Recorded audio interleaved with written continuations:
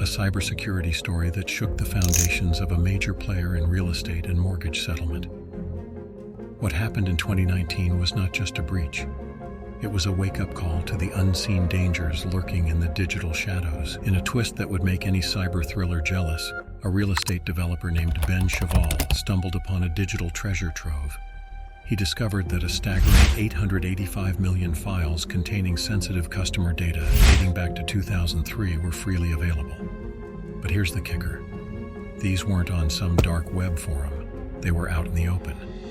Cheval, the unwitting protagonist, immediately contacted First American Financial Corp to alert them to the looming catastrophe. Now, how did this happen?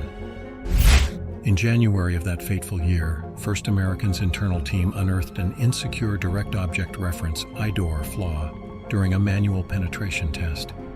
Imagine a digital door left ajar.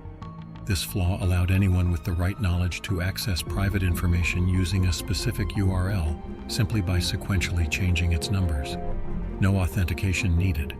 Most of the files appeared to be scans of original documents, including property buyer and seller forms, IDs, SSNs, driver's licenses, account statements, internal corporate information for small businesses, physical addresses, contact numbers, email addresses, and other sensitive information and documentation. Essentially a treasure trove for criminals to carry out identity theft, spear phishing attacks, and other social engineering attacks. The very essence of digital trespassing. The question becomes, how many more digital doors are left unguarded, waiting for someone to stumble upon them?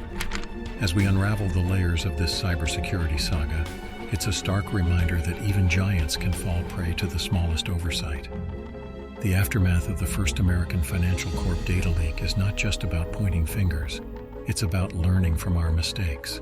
Remember, the digital landscape is vast, and the stories within it are endless.